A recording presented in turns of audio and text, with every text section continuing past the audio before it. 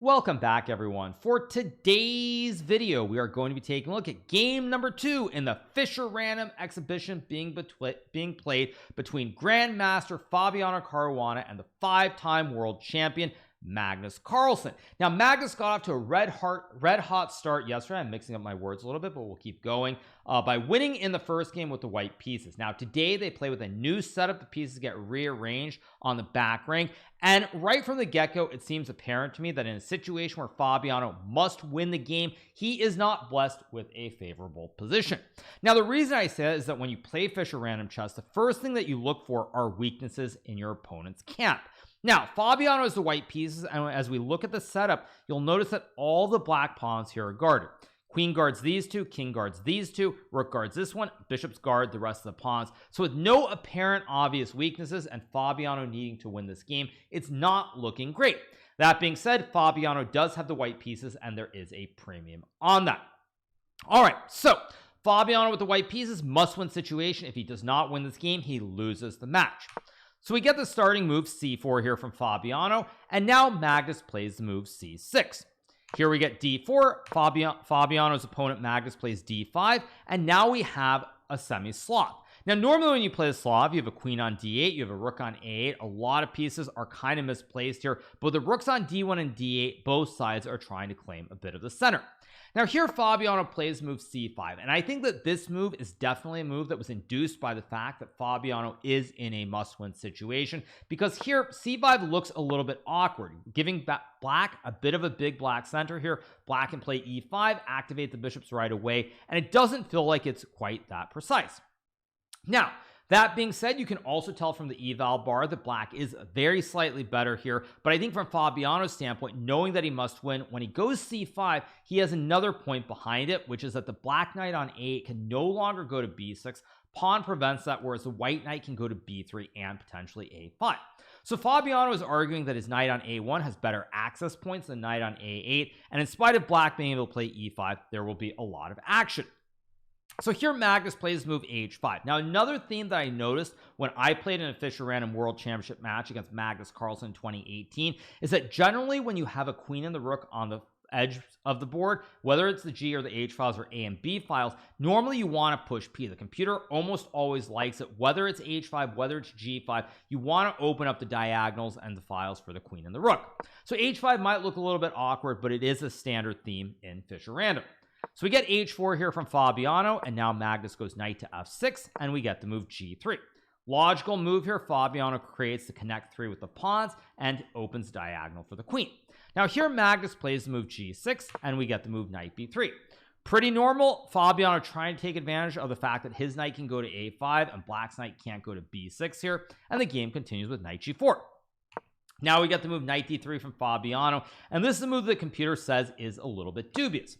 Now, in this position, the computer wants the very obvious idea with f3, knight to h6, and queen h2, because you just want to put your queen in the pin and bring the queen to f2 to support this e4 pawn thrust. Say we get knight f5, queen f2, and knight c7. Now you can go e4 here. The knight, the queen, and the rook all guard the pawn. You can also maybe even go g4 as well. And white starts to harass the knight on f5. Now, is this human? Absolutely not. And this is why I also don't like the chess.com system where it says this move knight to d3 is a blunder. It gives it a question mark because in human practice, f3 and queen h2 is simply not realistic. So we get knight to d3. Now Magnus plays bishop to f5 here. Computer actually wanted the move e5 to create the big black center right away, but Magnus goes bishop f5 instead, trying to develop the bishop and take advantage of the pin.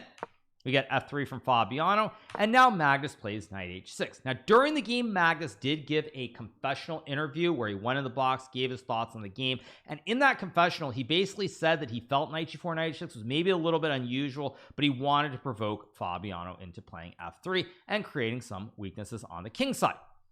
So we get bishop g5 here from Fabiano, and now Magnus goes knight c7. What Magnus is trying to do here is bring all of his pieces into the game very quickly. The knight on e6 can hit the bishop and the pawns at the same time.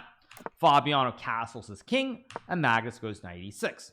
Fabiano plays bishop d2 here. A nice move, by the way. You might be wondering why not bishop e3 to guard the pawn from being captured, but if you go bishop d2 and black tries to gobble here, black will end up dropping the horse on h6, and it's spaghetti time, and you lose the game.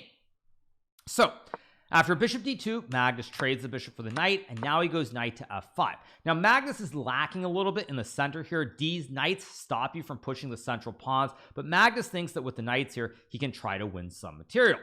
So Fabiano plays move e3, an excellent move to protect the pawn on d4, and now Magnus plays this move b6. Now the computer wants black to grab the pawn on g3. As the famous saying goes, greed, for lack of a better word, greed is good. However, after knight g3 and queen h3, you'll notice that white is threatening here to sack the rook for the bishop and the knight, at which point with 2 b's in return for a rook, white should be winning. And if black goes knight f5, trying to save the horse here in this position, white can probably take, and after takes, you're probably worried that queen takes f5 looks really good for white. But let's not forget here that there is one important distinction between regular chess and Fischer random, which is that after black plays rook g7, you're thinking, wait, my king on f8 is terribly placed. But when white plays a move like f4, now you can simply castle the king out of the center of the board, and just like that, you finish your development, you swing the rook, double stack on the file, and black is already completely fine. Magnus instead plays b6. He's obviously not a 3500 level computer, and now we get to move f4 from Fabiano. Now when Fabiano plays f4, he's trying to argue that down the road he can play e4 in the center of the board. Nothing really is going on the king side here, and white should have the advantage. Now the computer agrees with Fabiano. Fabiano having the 2 b's here, the long-term idea is to open up the center of the board. This should be really good. We get knight h6 from Magnus, and here Fabiano plays king b1. Now Magnus goes knight to g4 here, and it feels like Magnus in this game was really taking to heart an interview he had at the pre-game presser before the World Championship in 2022, where the famous streamer Andrea Botez was asking Magnus if he knew how the knight moved. Now the reason I bring that up is Magnus has moved his knights so many times. He's played 1, 2, 3, 4, 5, 6, 7, 8 times. 8 of his first 15 moves have been made with the knight, and Magnus is really trying to understand how the knights work in this game.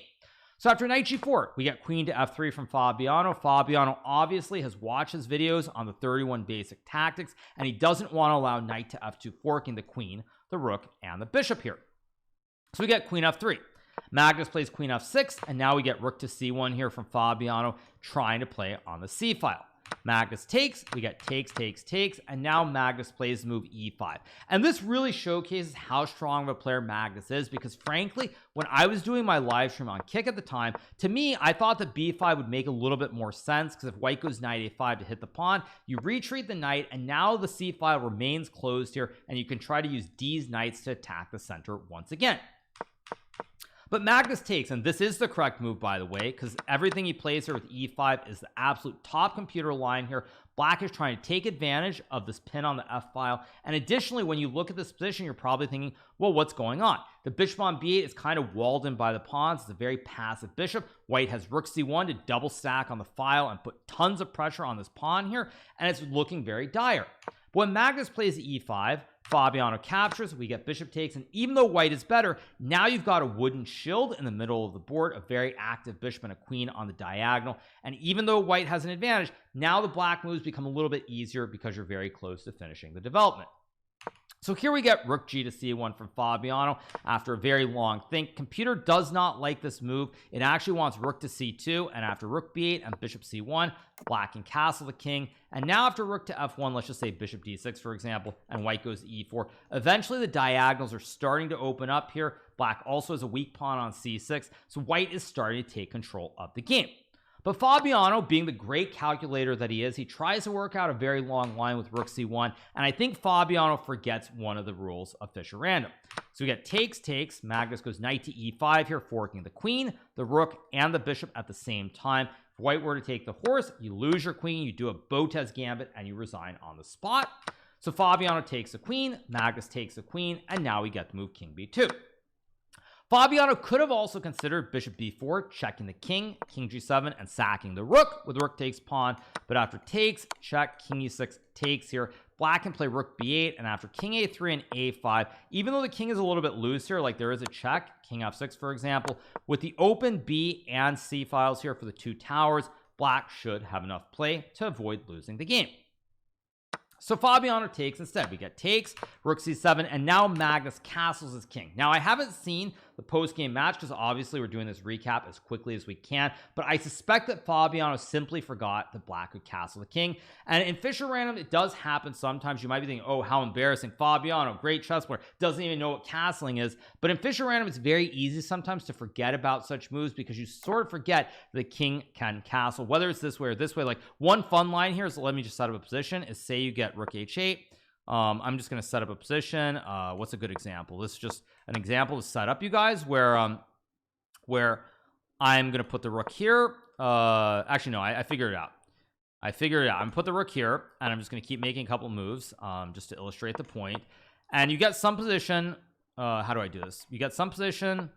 Like I was going to say somehow you castle and check. I guess with the rook on d8, it's not so easy to set it up, but there's some position where you castle the king, you check the king, and then you win the rook on b7 if possible. But at any rate, in this position, Magnus does castle the king, and now we get the move f5 being played. Now, it's amazing to see how Magnus has used his time very well. He's found all the best moves to go for bishop b2 and knight e5, which computer loves. And now after f5, he once again finds the absolute best move in the position, which is knight to e4 here, attacking the rook and shutting down the bishop on the diagonal. If not for knight e4, I am strongly convinced that Fabiano would have won this game, because if you take the pawn on f5 after rook f5, pawn on h5 is weak, f7 is weak, d5 is weak, and the black king also under tremendous pressure here within the next couple of moves, and Fabiano would tie the match. But after f5, Magnus plays knight to e4, the absolute best move. We get takes, and now you're thinking, well, Fabiano's won a pawn. He has 1, 2, 3, 4, 5, 1, 2, 3, 4. So Fabiano up a pawn here, but it is a rook and pawn endgame, and as the old saying goes, all rook and pawn endgames are drawn. So we get rook to d2. Fabiano plays king c1, and now we get rook to d3, attacking the pawn on e3, and Fabiano takes on f7. Now we get king g7, rook f4, rook takes e3, and we have the move g4 being played. Now at this point, Fabiano is still up a pawn in this rook and pawn endgame, but black is very close to equalizing. The main reason for that is that after takes in this position, white now only has one pawn, which is not on the edge of the board. It's an f pawn. Edge pawns, by the way, allow for some very special techniques or drawing methods, as we're going to see later on. But on top of that, white cannot connect any of the pawns. So here Magnus plays the move king f6. Fabiano plays h5, an excellent move here because now if black takes the juicer, you have rook g6, pawn guards the rook, check the king, you win the rook and the game. So after h5, Magnus plays rook to f3 here. We get rook takes e4, rook takes f7, and unfortunately at this point, even though Fabiano has been pressing the entire game, it looks like we're headed for a draw very soon. Because after takes, and rook a4 here, you're like, wait, Fabiano's going to win the pawn on a7. He's going to be up 2 pawns here, right? This is an easy win. Now, as I mentioned just a couple of seconds ago, one big problem in rook and pawn endgames, or one sort of specific setup, which does give many drawing chances, are when pawns are on the edge of the board. Now, there's one technique, which we're going to get into in a second here, which is that when I was doing my live commentary here, I mentioned this move rook to f2, and you're thinking, well, Hikaru is an idiot. White takes. It's rook and 2 pawns versus a rook. It's a win, right? I mean, it's got to be a win. But because these are edge pawns, there is a very famous technique that is called the Vancursed defense, where you have a pawn on the edge of the board. And what that means is that basically here, even though white has 2 extra pawns, black can always attack the pawn from the side and make a draw. Now we're going to get into the examples in a second for anybody who's wondering, because we're going to see this in the game as well. But this is an endgame that pretty much any player, I would say over 2,500, should know by heart. Now, the reason I would refer to the top players knowing the Vancursed defense is because there have been many topical games over the years which have featured it. So we're going to get right to that. We're going to change the scene and we're going to go. Now, the first example that we're going to take a look at comes from none other than Magnus Carlsen himself, where he was actually on the right side of it. He was the one trying to win against Levon Aroni in the Sinquefield Cup in 2014. Now, this endgame is very similar, right? White has 3 extra pawns here. You got to be winning. But because these are edge pawns, are on the very edge of the board, this is a theoretical draw. Now, this game would end in a draw eventually. Levon would know the technique to just keep waiting from the side. Eventually, this would end in a draw. You start checking forever, you go back, and this is a draw.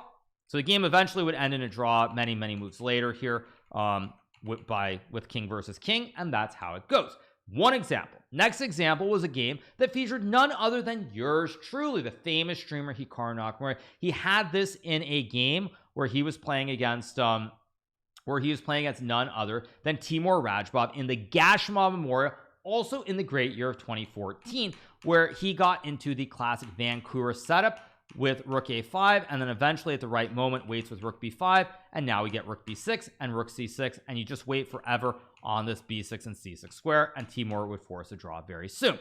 Last but not least was another game even earlier featuring yours truly, Grandmaster Hikaru Nakamura, the famous streamer as well, where he was playing at the Jan Nepomniachtchi in the Tau Memorial in 2011. Now this one a little bit more complex, but you'll see that it gets there anyway, where effectively we reach this position, and sadly for me, I once again end up with the A and the H pawns. I will go on to win this pawn on G6, but the game will end in a draw here, even though I have 2 extra pawns.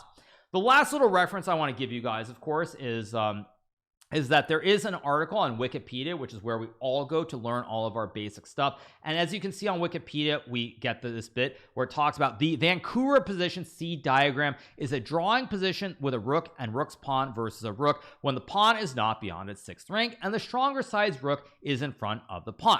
It was studied by Joseph Vancouver, who lived from 1898 to 1921, and it was published in 1924. Black's rook keeps attacking the pawn from the side from some distance away while preventing the white king from finding cover from checks. The black king must be on the opposite side of the rook as the pawn to not block the attacks.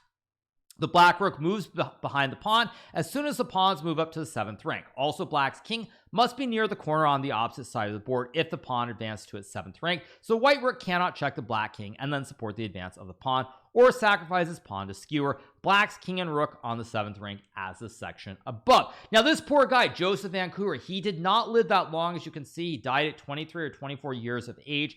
Sadly, he never lived to see this published, but even now in 2024, 100 years after the publication of this, he is still in the history books for coming up with this great defensive setup. And as we're about to see, sometimes top players don't actually know it. Oops. So back to the game. Here we go. Back to the game. So Magnus could have gotten this and forced a draw right away, but instead he doesn't do that here. As we get back to the position after Rook A4, Magnus sort of inexcusably plays the move Rook C3. Worth pointing out that Rook F5 also forces Vancouver, but instead he checks and goes Rook C7. Now it's not quite so simple, because even though the game continues and it should be a draw with perfect play, there is no theoretical draw. There is no forced setup where if you play the right move, you will draw no matter who your opponent is, whether it's Magnus Carlsen, whether it's Stonefish, or anybody else. So now we get Rook to A6. King G7 is played. We get King D3, King H7, A4, Rook F7, King E4, and now we have Rook G7. Now this move is an epic fail from Magnus. This move actually is a losing blunder in the position. Computer still thinks that you can draw by shuffling the rook between B7 and F7, very similar to the Vancouver setup as well, but instead we get Rook G7. Now Fabiano plays King D5 after a relatively short think of 50 seconds.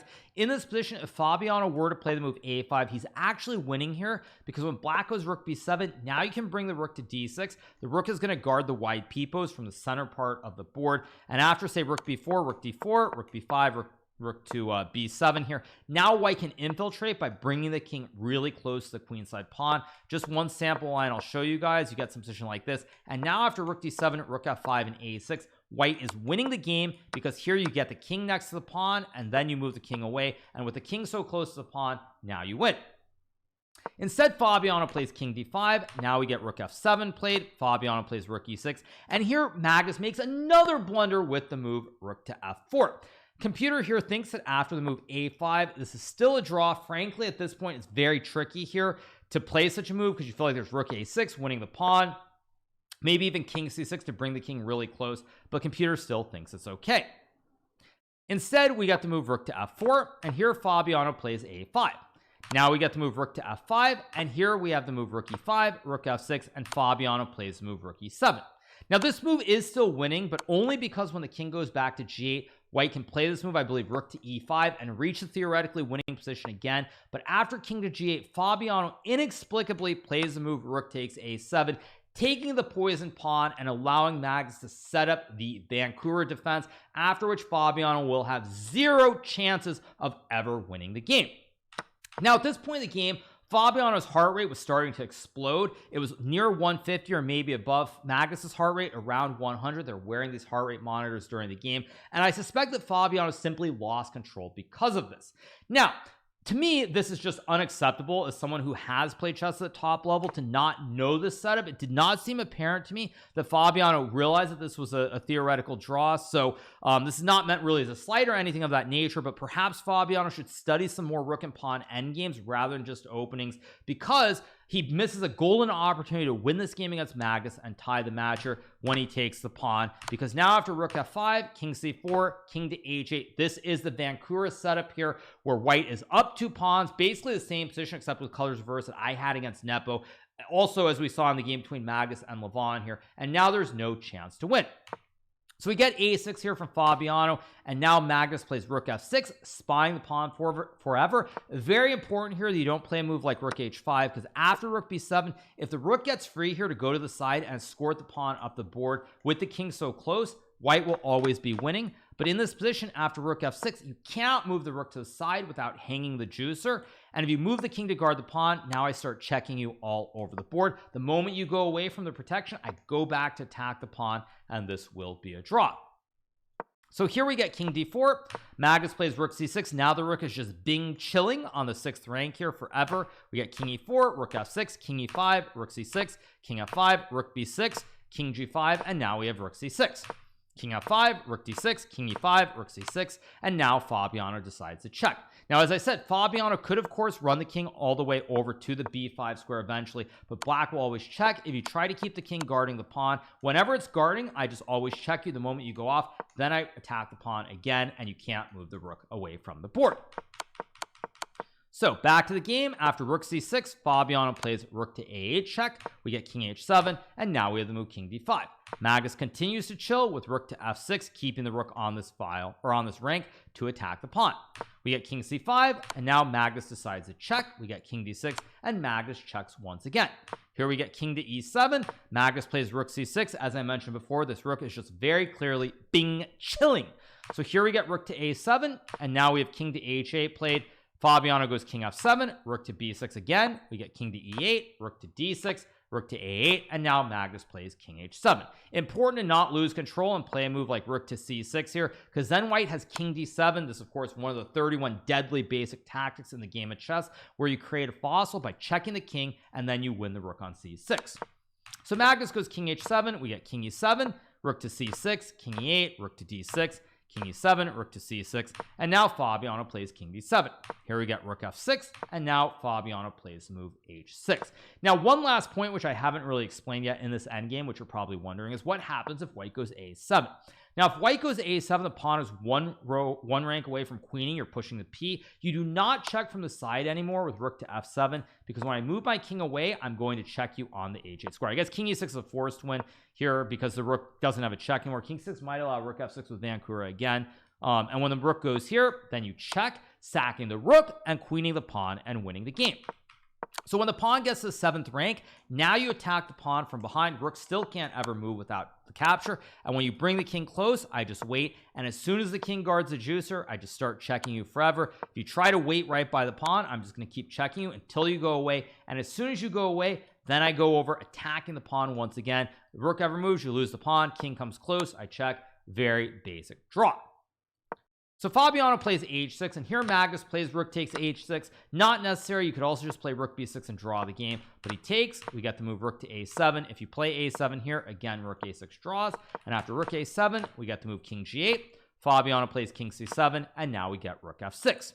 Here we have check, king g7, and Fabiano plays the move rook to f8 here, trying to be very funny, going for the memes. Obviously, Fabiano's been watching too many Levy videos because he sacks the rook for absolutely nothing.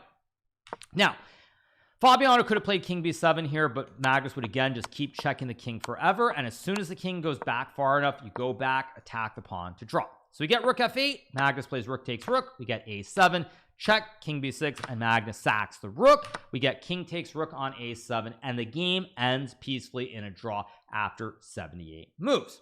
So what to say about this game? Now, I think in general, this epitomizes why Magnus is the greatest player of all time. He was under real pressure out of the opening in this game, but he kept it together. He found some phenomenal moves, finding this whole line with b takes c5 and e5, castling the king, playing knight e4, playing like a stockfish with these absolute best moves was tremendous. Obviously, he missed his chance to go into a Vancursed right away at the start of the rook and pawn endgame, but nonetheless, when you play these sorts of games against Magnus, as they accumulate, you get these advantages, but he defends and makes draws from seemingly impossible situations. It really becomes psychologically difficult because even though the result is relatively okay, you know that when Magnus gets these advantages against you, because he's obviously not always going to be worse, he will press you, and more often than not, because he has such phenomenal technique, he will win those games. And it really becomes a very tough battle psychologically when like you get these great positions and you can't win, but then whenever he gets a great position, he always wins. It's just very tough to deal with. So I think in general, this epitomizes the greatness that is Magnus Carlsen,